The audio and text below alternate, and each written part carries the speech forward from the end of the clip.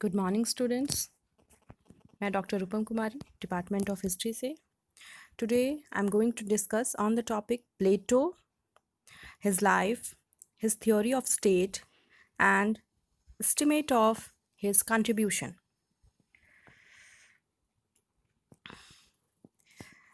First, I will discuss about his early life and education. As we all know, he was a Greek philosopher, scientist, historian, and political theorist. And he was born on 428 BC.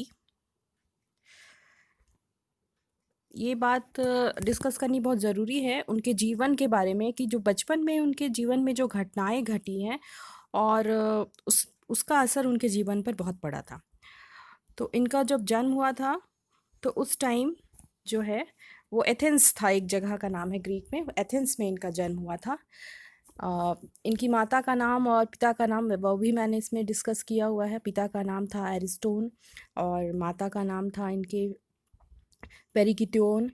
और इनके भी जो इनका प्लेटो है, इनका जो real name था, वास्तविक नाम था, वो था एरिस्टोक्लीस। और चूँकि ये थोड़े लंबे चौड़े थे तो धीरे धीरे इनको इनके फ्रेंड जो थे वो प्लेटोन प्लेटोन बोलते थे और उसी में इनका नाम जो है प्लेटो हो गया।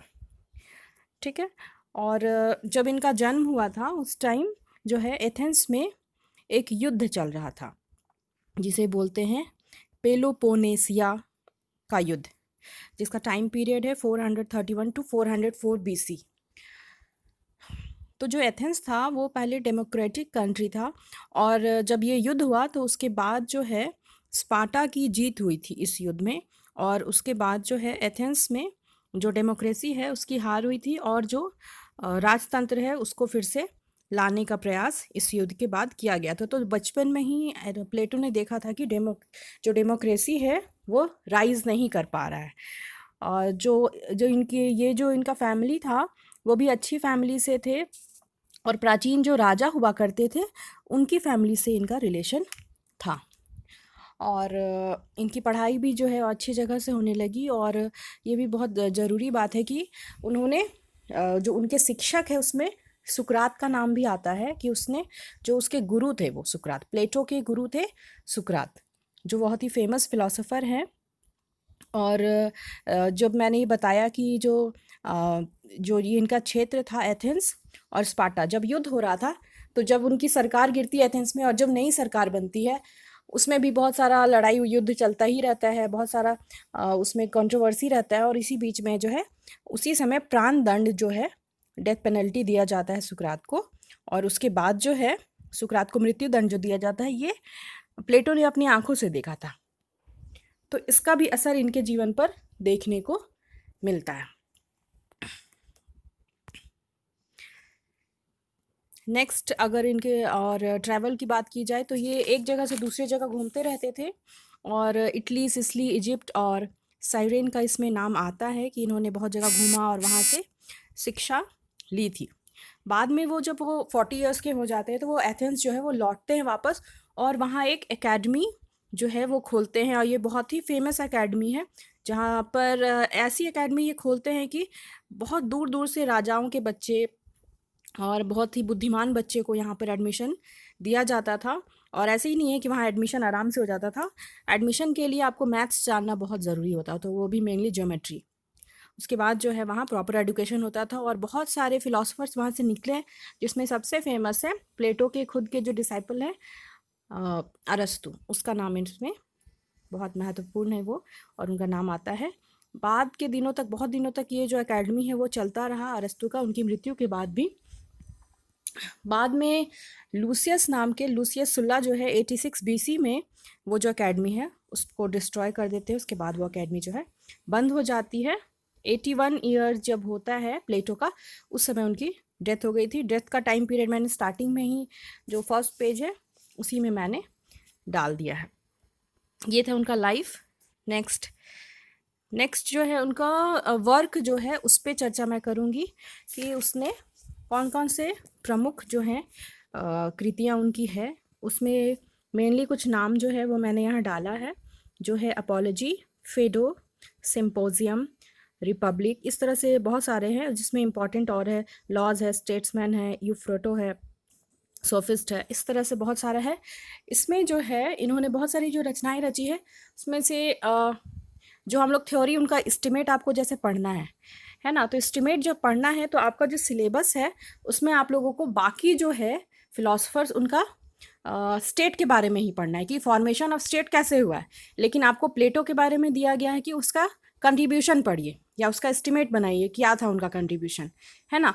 तो इसीलिए मैंने एक आइडियल स्टेट पर इस पर चर्चा की है, या जो लॉ है उनका उस पर भी थोड़ी सी चर्चा की है, उसके बाद एस्टिमेट पर भी चर्चा की है। तो जो इनका एक बुक है जो इन्होंने शुरुआत में ही लिखा था, रिपब्लिक, तो रिपब्लिक जो है इनके शुरुआती दौर का ये इनका एक्सपीरियंस था, उसके आधार पर इन्होंने लिखा था। उसके बाद आप रिपब्लिक के बाद जब आप थ्योरी पढ़ते हैं, बहुत सारा थ्योरीज है उसमें, और आप जो अभी आइडियल स्टेट उसके बारे में मैं बताऊंगी, वो भी रिपब्लिक से ही लिया गया है। लेकिन आगे चलकर उनके जीवन में बहुत सारी घटनाएं घटती हैं, तो उसमें भी उनका जो है माइंड थोड़ा सा चेंज होता है। तो जब आप लॉ पढ़ते हैं उनकी बुक, वो लास्ट बुक है उनकी, जो उन्होंने पूरे लाइफ टाइम जो एक्सपीरियंस था उनका, उसके आधार पर उन्होंने जो बुक है वो लिखी थी। ठीक है, तो लॉ पे उनका थ्योरीज जो है स्टेट के बारे में ही थोड़ा सा चेंज हो जाता है, और स्टेट्समैन में भी देखते हैं कि थोड़ा सा अलग दिखेगा। तो रिपब्लिक जो है इनका स्टार्टिंग वाला है, तो उसको आपको ध्यान रखना पड़ेगा, नहीं तो बहुत कंफ्यूज कर जाएगा कि रियल में थ्योरी क्या था प्लेटो का। तो रिपब्लिक वाला जो थ्योरी है वो भी मैं थोड़ा सा डिस्कस करूंगी इसमें, लेकिन यहाँ पर भी डिस्कस करना ज़रूरी है, क्योंकि आप यहीं पर देखिएगा। सर स्टार्टिंग में मैंने एक रिपब्लिक का इनका लाइन डाला हुआ है, एक कोट किया हुआ है कि जो निरंकुशता है वो डेमोक्रेसी के ऊपर हावी हो रही है ना। और ये जब हावी हो रही है तो किसके ऊपर हावी हो रही है, तो लोगों की जो स्वतंत्रता है, जिसको बोला जाता है लोगों की क्या बोलेंगे उसको, लोगों की स्वतंत्रता यानी लिबर्टी जो है, उसी के ऊपर आपका जो निरंकुशता है वो हावी हो जाता है। उसी से निकलता है निरंकुशता, मतलब डेमोक्रेसी के थ्रू ही जो है निरंकुशता निकल गई है। रिपब्लिक में उन्होंने इस तरह से दर्शाने की कोशिश की है कि डेमोक्रेसी अच्छा जो है गवर्नेंस सिस्टम नहीं है वो। वही लॉज में आप जाते हैं तो लॉज के बारे में वो फिर बाद में जब आप रिपब्लिक पढ़ते हैं तो लॉज के बारे में अलग चीज़ वो बोल रहे हैं, लेकिन बाद में जो उन्होंने बुक लिखी है लॉ, उसमें उनका थ्योरीज थोड़ा सा चेंज कर जाता है। और वो बोलते हैं कि लॉ जो है पूरे सिविलाइजेशन को जो अलग अलग तरह के लोग होते हैं उस सबको कंबाइन करने के लिए बहुत ही ज़रूरी है, और यह एक प्रकार का जो है बल है जो व्यक्ति के विचारों को और उसको एकदम जकड़ करके अच्छे से रखता है। वो अपने आप में जो है लॉ जो होता है, कानून जो है वो संप्रभु है ना। और इस तरह से जो है सोसाइटी की स्टेबिलिटी यानी उसकी स्थिरता को बनाए रखने के लिए सोसाइटी की वो कानून बहुत ज़रूरी है ना। और उसी तरह से स्टेट्समैन जो है उनका जो बुक है वो डेमोक्रेसी के बारे में अलग ही बात को यहाँ पर बता रहा है। यानी यहाँ कहने का मतलब है कि रिपब्लिक में जिस तरह से इन्होंने डेमोक्रेसी को बताया है, उस स्टेट्समैन में कुछ अलग तरीके से उन्होंने उसको पेश करने की कोशिश की है। जहाँ वो रिपब्लिक में आप देखिएगा कि जो रूलर है उसको बहुत ज़्यादा वो पावरफुल बता रहे हैं और उनको कानून से भी ऊपर बताएंगे, लेकिन यहाँ पर जो है उनको समझ में आ जाती है बात कि नहीं, जो रूलर है उसको एक्सपर्ट होना चाहिए, उसको शासन करने आना चाहिए, उसको अगर सब चीज़ आता है तभी उसको अधिकार मिलना चाहिए, अगर नहीं आता है, वो कैपेबल नहीं है, तो उसको नहीं मिलना चाहिए। लेकिन रिपब्लिक में आप देखिएगा कि बहुत ही ज़्यादा जो है वो रूलर के फेवर में है, कि जो राजा है वो सबसे ज़्यादा सुप्रीम है। तो ये चीज़ ध्यान देने का है कि इसमें डिफरेंस है प्लेटो का ही अपने ही थॉट में, है ना। ठीक है,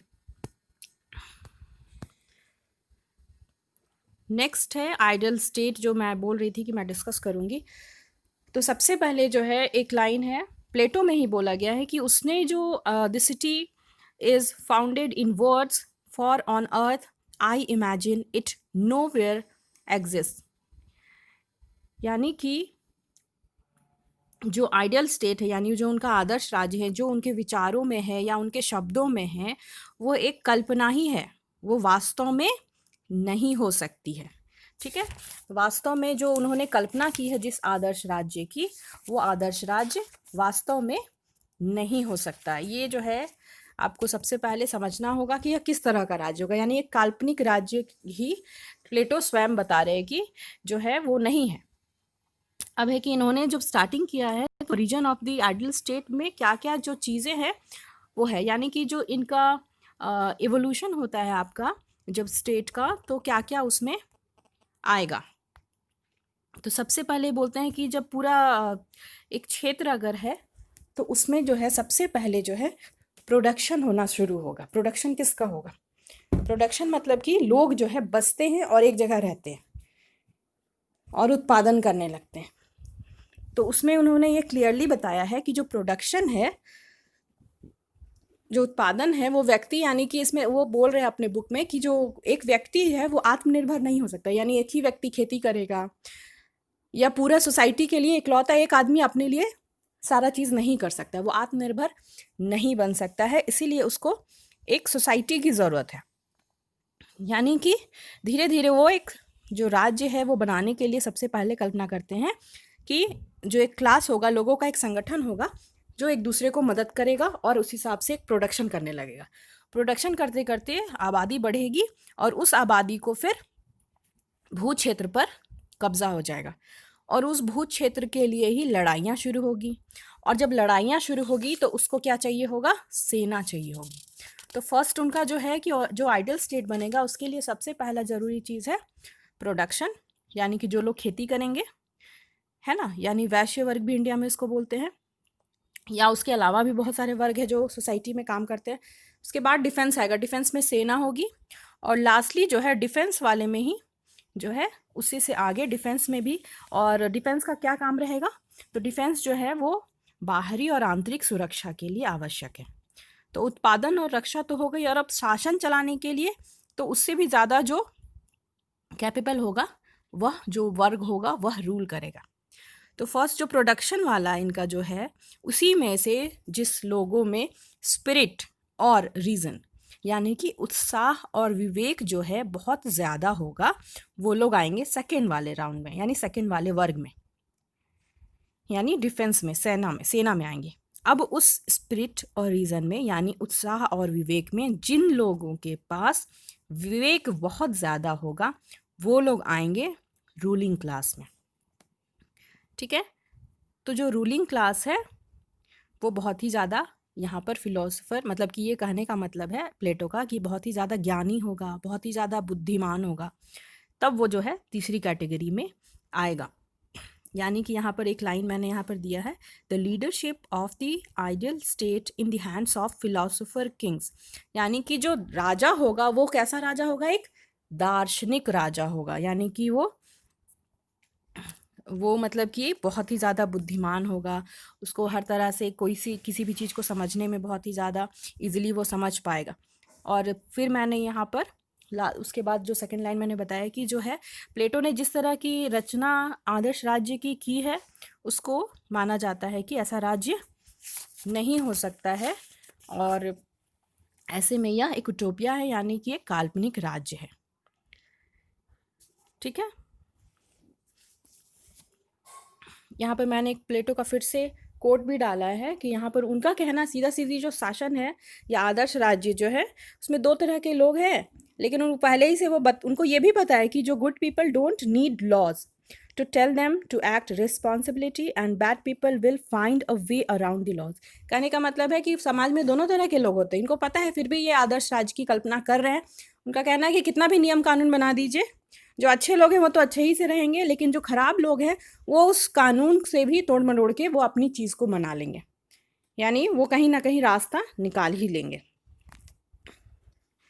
नेक्स्ट है आइडियल स्टेटमेंट का क्या क्या है। फर्स्ट मैंने पहले ही इस पर डिस्कस किया हुआ है कि जो है फिलोसोफर रूलर होगा, यानी कि दार्शनिक राजा होगा। तो यहाँ पर भी है रूल ऑफ फिलोसफी, यानी कि जो है राजा होगा वो फिलोसोफर होगा, दार्शनिक होगा, जो कि बहुत ही ज़्यादा ज्ञानी होगा, उसका दिमाग जो है वो बहुत ही बृहद तरीके से सोच पाएगा।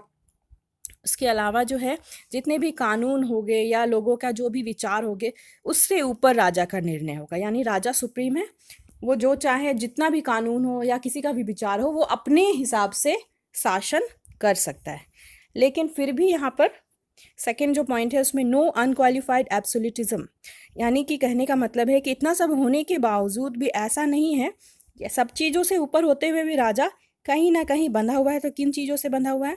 तो जो सामान्य रूप से जो नियम कानून चले आ रहे हैं उससे ऊपर राजा नहीं है, यानी कि उसको सब चीज़ सौंपा भी गया है, लेकिन फिर भी जो है वो कुछ जो नियम कानून पहले के हैं, जो अनुच्छेद या धाराएं हैं संविधान के, उससे ऊपर उसको उसके फिलॉसफी को नहीं रखा गया। थर्डली है control over the education system.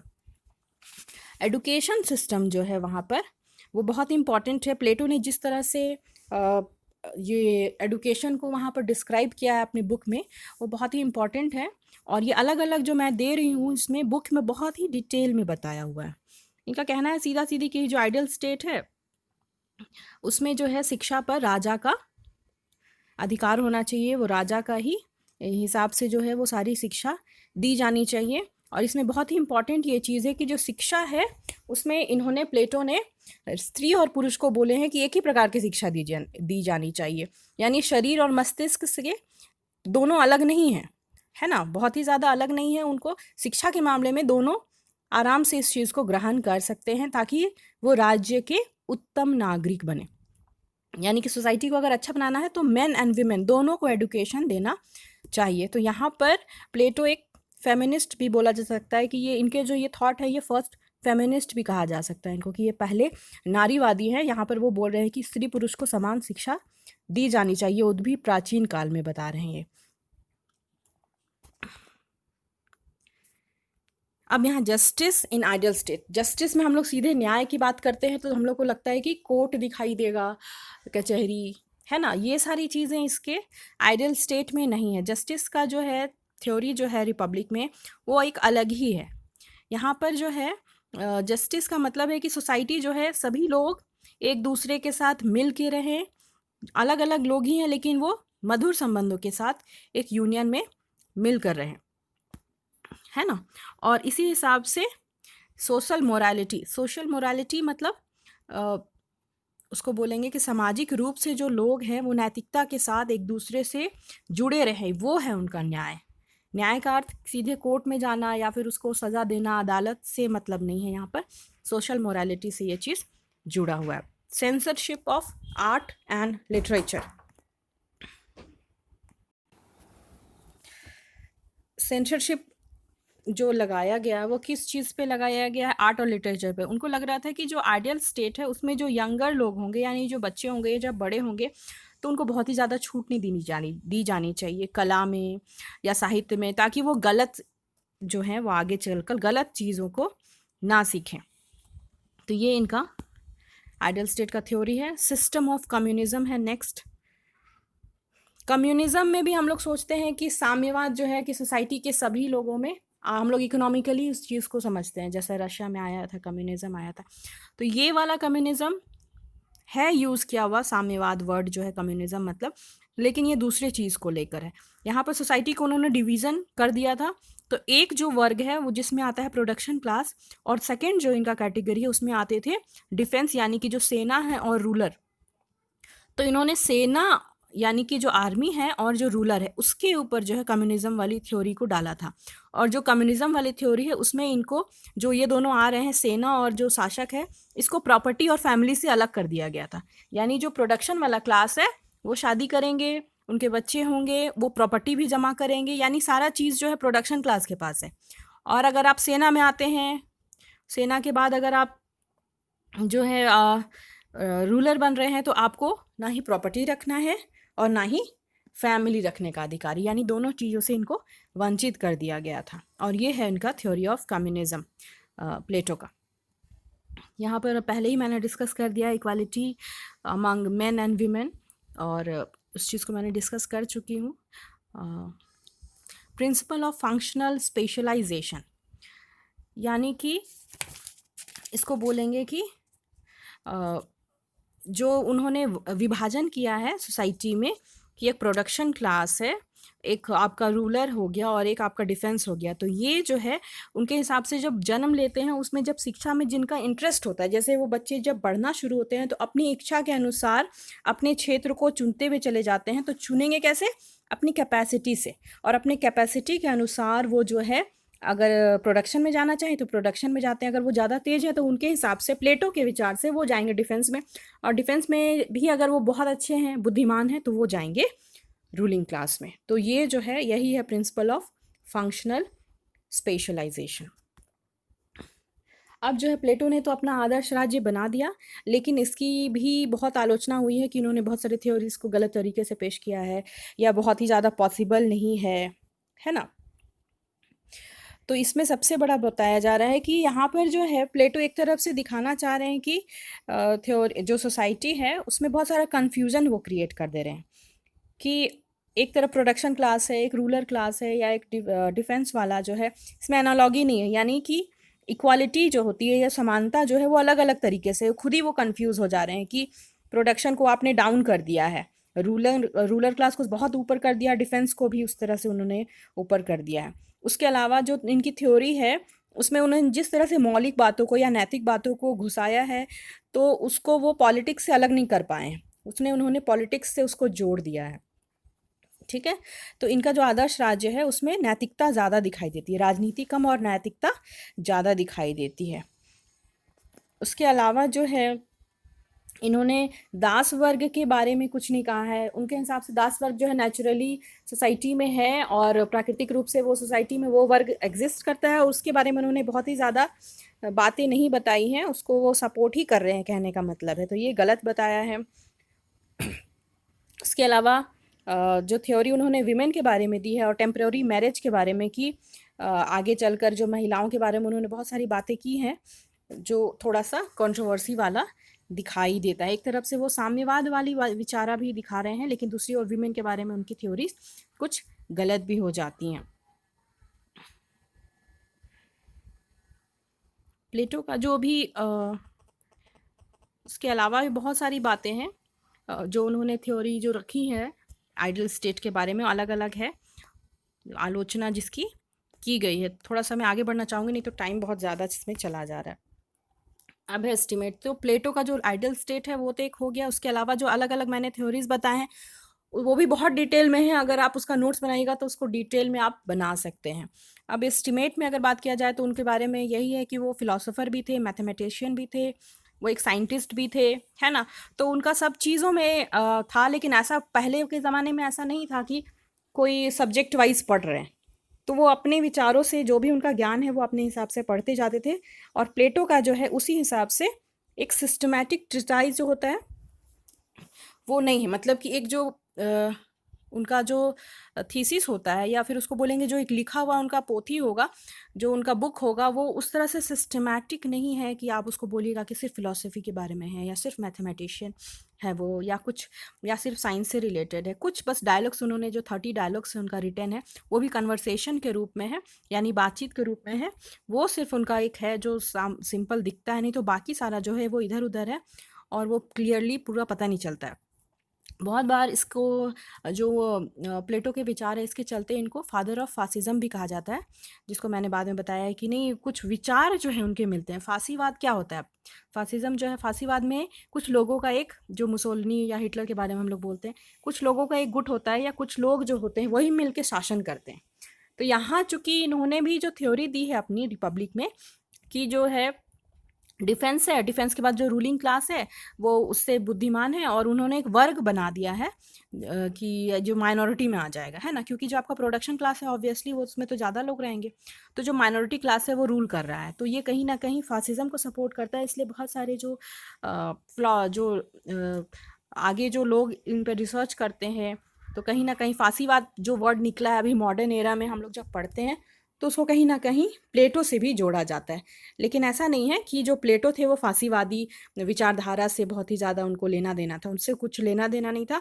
फांसीवाद बहुत बाद में आया है, लेकिन इसको इनसे जोड़ा जा सकता है, यानी कि जो विचार हैं कहीं ना कहीं कुछ मिलते जुलते हैं।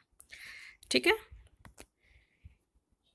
उसके अलावा भी बहुत सारा कंट्रीब्यूशन है उनका, जैसे डांस में है, म्यूज़िक में है, पोइट्री, आर्किटेक्चर यानी स्थापत्य, ड्रामा, नाटक जो होता है वो सब सारी चीज़ों में है। उसके अलावा जो है वास्तविकता, तत्व मीमांसा, उसके अलावा बहुत सारा राजनीति में है, मैथमेटिक्स में है, धर्म में है, तो ये बहुत सारा चीज़ जो है उसमें कंट्रीब्यूशन है प्लेटो का, जिसको पढ़ते पढ़ते उनके बारे में कहा जा सकता है कि ये सारी चीज़ों पे कुछ ना कुछ उन्होंने कंट्रीब्यूट किया है। और ज्योमेट्री में बहुत ही ज़्यादा इनको विश्वास था। उनको लगता था कि कोई तेज बच्चा जो है वही ज्योमेट्री जान सकता है। और इसलिए इन्होंने जब एकेडमी खोला था उसमें ये भी चीज़ क्लियर था, लिखा हुआ था वहाँ रिटन, कि let no one unversed in geometry enter here. इस प्रकार से जो प्लेटो के जो भी विचार हैं वो पूर्ण रूप से, अगर हम पूरे तरीके से प्रैक्टिकली देखेंगे तो बहुत ही ज़्यादा रियल नहीं लगते हैं, लेकिन उन्होंने जिस तरह से नैतिकता के बारे में बात की है या फिर विजडम और एक्सपीरियंस के बारे में बात की, उससे लगता है कि जो है बहुत ही अच्छी जो थे उनके विचार थे, दार्शनिक विचार थे, और बहुत बड़े ही दार्शनिक कहे भी जाते हैं वो। इस प्रकार से जो है उन्होंने जो है अपने ज्ञान के द्वारा बहुत सारी चीज़ों को शेयर किया है, और उस हिसाब से जो है उनका कंट्रीब्यूशन जो है राजनीति शास्त्र में बहुत ही अधिक माना जाता है, क्योंकि उनकी जो बुक है जितने भी है उसी से रिलेटेड है, शासन व्यवस्था से रिलेटेड है, आदर्श राज्य से रिलेटेड है, कानून से रिलेटेड है, कम्युनिज्म, फासिज्म, ये सारी चीज़ें जो है उनके विचारों को बताती हैं कि किस तरह से वो इंटेलेक्चुअल थे, उन्होंने किस तरह से बहुत सारी चीज़ों को, सिद्धांतों को बताया, और ह्यूमन हिस्ट्री में उन्होंने बहुत ही बड़ा कंट्रीब्यूशन दिया है।